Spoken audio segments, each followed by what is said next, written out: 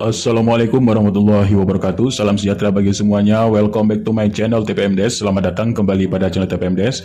Hai sobat-sobat TPM Desk, manapun berada, informasi terbaru rekrutmen ASN P3K tahun 2022. Nah, sobat-sobat TPM Desk, manapun berada, ada informasi terkini untuk pembukaan SSCSN tahun 2022 untuk pendaftaran P3K. Alhamdulillah sekali Bapak Ibu ya, hari ini sudah bisa dibuka, yaitu untuk SSCSN tahun 2022. Namun di sini masih belum bisa dibuka untuk pembuatan akun karena besok untuk pembukaannya Bapak Ibu. Nah, sudah sesuai seperti yang kami paparkan sebelumnya Bapak Ibu ya, terkait dengan untuk SSCSN. Nah, seperti ini kemarin kami memberitahu Bapak Ibu ya untuk SSCSN, tapi sekarang di sini nah ini. Jadi seperti ini, sama seperti ini. Kemudian Bapak Ibu, benarkah memang SSCSN ini dibuka besok tanggal 31? Nah, mari kita lihat ya Bapak Ibu, kita tanyakan kepada Panselnas ataupun kepada Kemendikbud untuk PPK guru Bapak Ibu. Nah, terkait jadwal untuk pembukaan Bapak Ibu, setelah ditanyakan ke Bapak Andika di sini Bapak Ibu ya. Nah, Pak, apakah fix ya tanggal 31 Oktober pembukaan akun? Dan Bapak Andika di sini Bapak Ibu menjawab yaitu ya benar ya, tanggal 31. Baik, terima kasih. Nah, di sini bertanya kembali Bapak Ibu, izin bertanya, ketika akun dibuka akan ada langsung lokasi penempatan sekolah atau hanya mendapatkan penempatan saja? Nah, Bapak Ibu, ketika besok tanggal 31 Bapak Ibu ya, sini membuka itu login ya, Bapak Ibu login di sini. Nah, ketika Bapak Ibu klik login, nah ya, ketika Bapak Ibu di sini mengklik login, maka di sini kan masih belum bisa dibuka ini Bapak Ibu ya. Nah, ini masih coming soon. Di sini artinya besok ini akan dibuka. Nah, ketika Bapak Ibu login di sini, Bapak Ibu hanya mendapatkan yaitu notif untuk dapat atau tidaknya kuota saja untuk besok Bapak Ibu.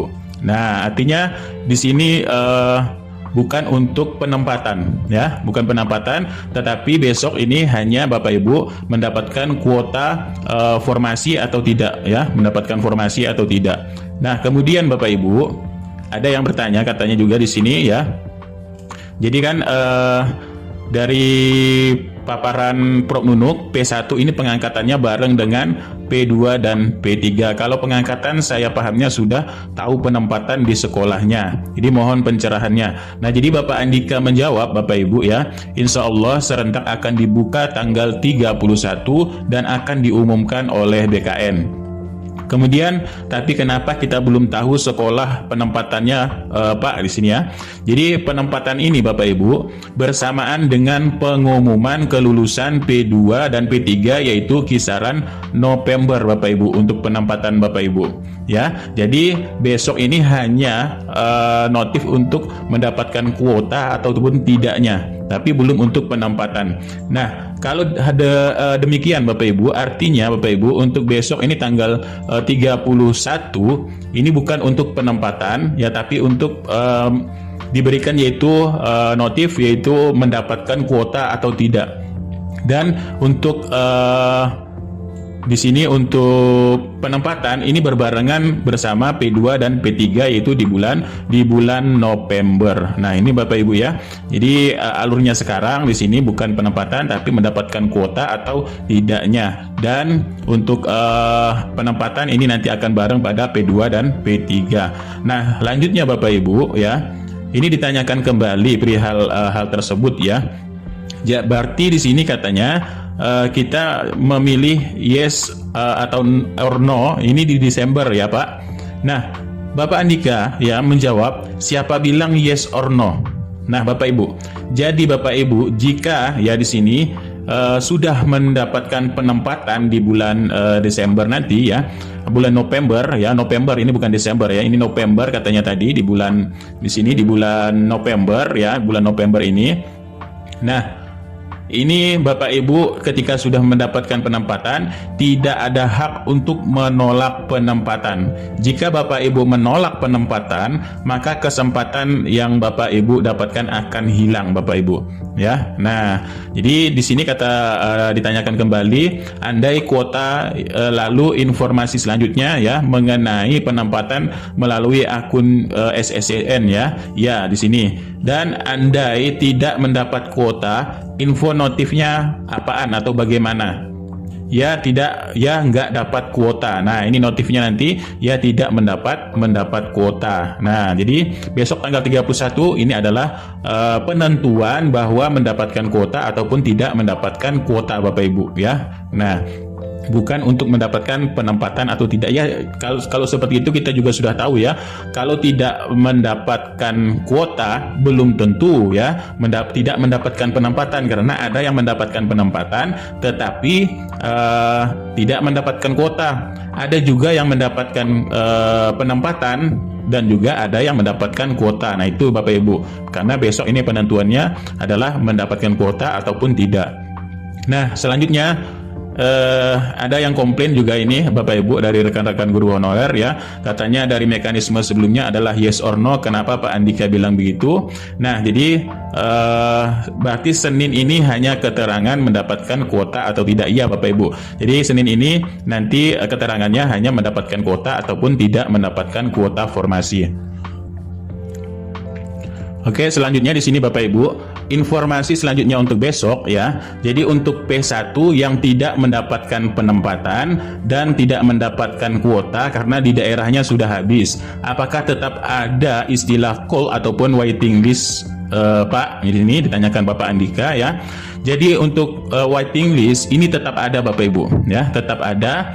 Atau jika Bapak Ibu ada kesempatan mengikuti seleksi observasi, jadi Bapak Ibu disarankan ikuti saja observasi.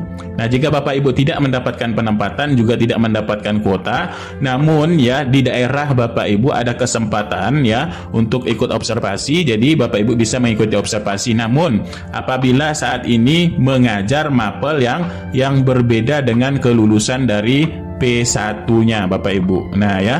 Nah, jadi inilah. Jadi kalau memang daerahnya tidak membuka kuota ataupun tidak membuka formasi, otomatis masih tetap ada waiting list Bapak Ibu. Tapi kalau ada membuka formasi tapi Bapak Ibu tidak mendapatkan penempatan, tidak mendapatkan kuota juga, Bapak Ibu kalau ada kesempatan observasi, Bapak Ibu ikuti saja observasi ini apabila saat ini mengajar mapel yang berbeda dengan kelulusan dari P1. Nah, ini bisa masih yaitu untuk verbal ijazah Bapak Ibu. Verbal ijazahnya di sini mapel yang berbeda ini bisa linear ya Bapak Ibu. Walaupun ijazahnya yang sekarang tapi linear dengan mapel lain, ini Bapak Ibu masih bisa kesempatan juga Bapak Ibu. Nah, informasi selanjutnya Bapak Ibu ya. Nah, ini Bapak Ibu ditanyakan masih ke Bapak Andika ya. Nah, Bapak Andika mohon izin mau tanya, apakah kalau sudah mendapat penempatan non-induk tetapi tidak dapat kuota karena daerahnya tidak ada formasi, langkah selanjutnya bagaimana Pak? Kebetulan saya P1, mohon pencerahannya. Nah, untuk P1 Bapak Ibu, ini penuntasan P1 itu wajib kata Bapak Andika ya. Penuntasan P1 itu wajib jika Pemda membuka formasi kembali. Artinya jika Pemda ini nanti membuka formasinya misalkan tahun depan, tahun 2023 ya. Jadi untuk penuntasan P1 ini tetap wajib dituntaskan. Kemudian maka yang akan diutamakan adalah tetap yang P1. Artinya data Bapak Ibu ini akan dikunci, data Bapak Ibu ini tetap akan diarsipkan untuk P1-nya untuk ke tahun selanjutnya. Atau jika Pemdanya membuka formasi ya, formasi untuk observasi, maka P1 dapat mengikuti seleksi observasi dengan bidang keahlian lainnya yang dimiliki. Misalkan Bapak Ibu di sini kan tertera yaitu linearitas, referensi linearitas ya. Nah, linearitas Bapak Ibu di sini Bapak Ibu bisa mengecek pada guruppk.co.id tentang kualifikasi akademik dan sertifikat pendidik Bapak Ibu ya. Nah, jika itu linear Bapak Ibu ya ke mapel yang lain tapi dibuka, nah maka Bapak Ibu berkesempatan untuk memilih observasi ya, untuk turun prioritas. Nah, kemudian ditanyakan kembali, jadi untuk pembukaannya apakah betul tetap tanggal 31 besok? Insya Allah ya, tanggal 31 akan dibuka. Nah, kemudian Bapak Ibu, selanjutnya ditanyakan kembali ya ke Bapak Andika. Nah, ketika pendaftaran P1, ya pendaftaran P1 ini sudah tahu dirinya mendapatkan kuota atau tidak ketika melamar di SSCSN. Kemudian untuk P2 dan P3 harus mengikuti seleksi observasi terlebih dahulu. Sementara P1 tinggal ini menunggu ya Bapak Ibu. Nah, jadi mekanismenya adalah nanti ketika pendaftaran P1 ini sudah tahu dirinya mendapatkan kuota, ini tanggal 31 ini Bapak Ibu ya. Jadi ketika Bapak Ibu login, ini sudah tahu yaitu mendapatkan kuota atau tidak.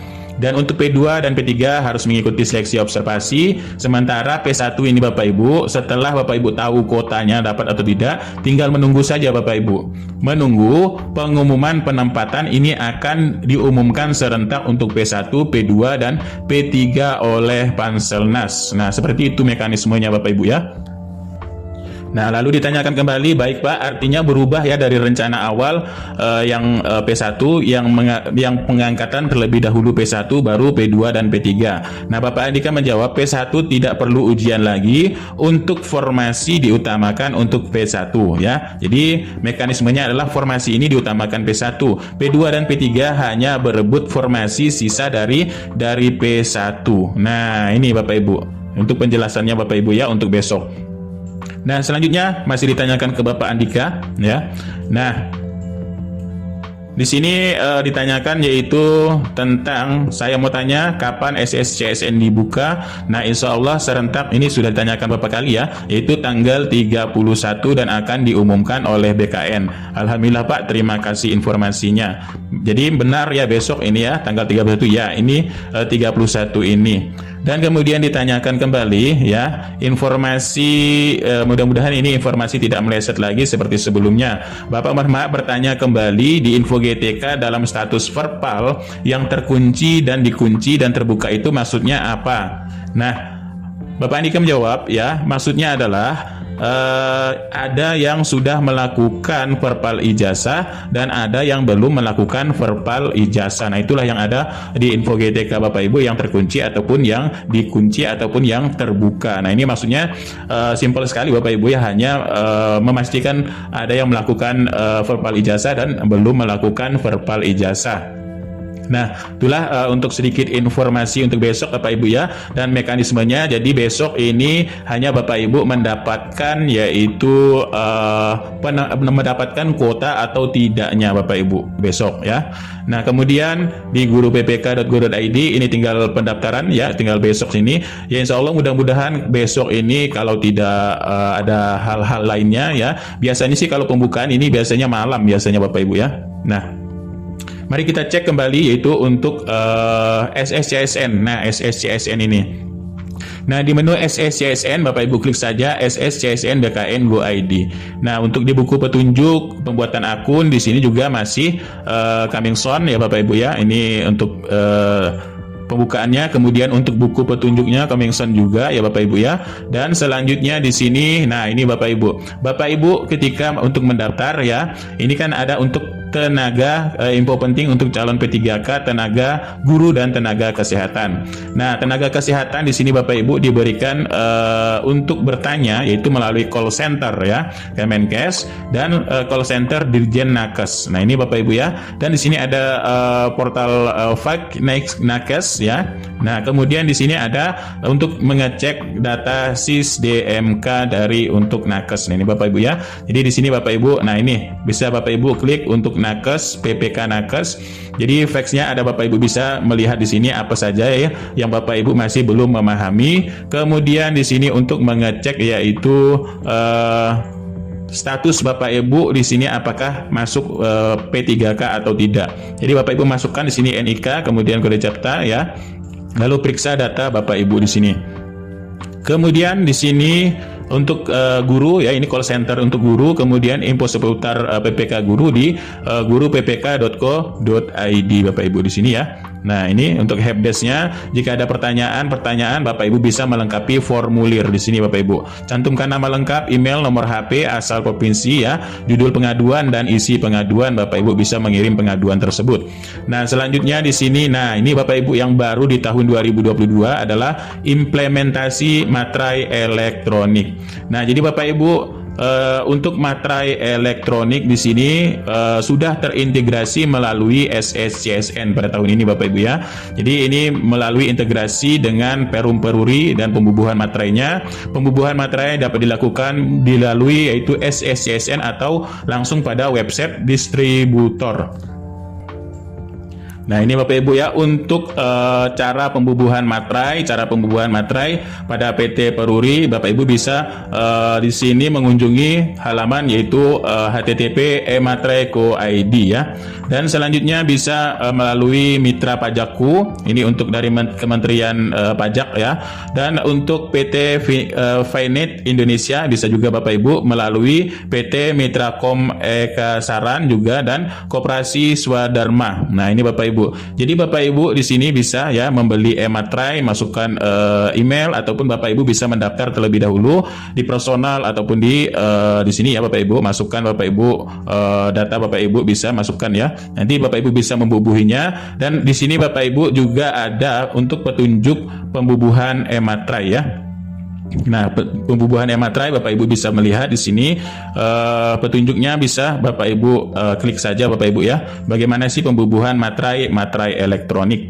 Nah, ini Bapak Ibu dari Peruri. Oke, di sini bisa ya. Nah, langsung Bapak Ibu di sini masukkan PIN yang sudah diberikan, kemudian Bapak Ibu bisa melakukan pembubuhan materai tersebut dan bisa mendownloadnya. Dan bisa Bapak Ibu juga bisa melakukannya di SSCSN. Nah, itulah untuk yang terbarunya Bapak Ibu. Kita nantikan saja besok, mudah-mudahan besok ini segera dibuka. Ya, paling selambat-lambatnya itu biasanya malam itu dibuka Bapak Ibu. Nah, selanjutnya di sini untuk informasi sedikit yaitu dari Kabupaten Bandung ya. Kabupaten Bandung memiliki kuota formasi di sini untuk guru ya. Untuk guru itu sekitar formasi fullnya di sini ada 3.000 lebih ya. Di sini kita lihat Bandung ini mendapatkan kuota formasi. Oke, ini untuk tenaga. Nah, ini untuk tenaga guru ada 3.203 formasi. Kemudian untuk kesehatan di sini Bapak Ibu yaitu ada 317 formasi dan untuk tenaga teknis ya, tenaga teknis di sini yaitu 99 formasi ya. Dan ini rata-rata memang 5 tahun untuk masa kontraknya Bapak Ibu. Nah, itulah sedikit informasi terbarunya Bapak Ibu. Di sini Bapak Ibu bisa mengecek di sini untuk materai, e-materai dan untuk info-info pentingnya Bapak Ibu. Dan di sini Bapak Ibu ada fax ya, faxnya untuk Bapak Ibu bisa melihat pertanyaan-pertanyaan yang Bapak Ibu question ya, pertanyaan bagaimana untuk pendaftaran, apa itu SSCSN, kemudian apa saja dokumen yang harus diunggah di SSCSN. Ini di sini ya akun KTP, selfie swafoto, kemudian syarat pendaftaran apa saja di sini Bapak Ibu bisa mengecek ya. Dan ketentuan umum ya di sini. Kemudian bagaimana jika KTP saya belum selesai dicetak Dinas Pendidikan. Jadi pelamar mengunggah surat keterangan penduduk ya dan lain sebagainya. Ini lengkap sekali Bapak Ibu. Dan di sini untuk perbaikan data.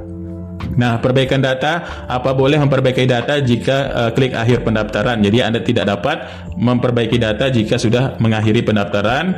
Dan ini dapat mengganti pembatalan instansi. Bagaimana jika salah masukkan nama dalam pembuatan akun, data nama tidak dapat dirubah dan klik akhiri pendaftaran. Dan selanjutnya di sini Bapak Ibu ya bisa melihat. Kemudian pencetakan kartu ya. Nah, ada pertanyaan bagaimana jika hasil cetak kartu 2021 tidak sesuai dan lain sebagainya. Kemudian dokumen ya, dokumen-dokumennya dan untuk login ini ke jika lupa password ya SSCSN bisa ke helpdesk di sini Bapak Ibu ya, ke helpdesknya untuk lupa password.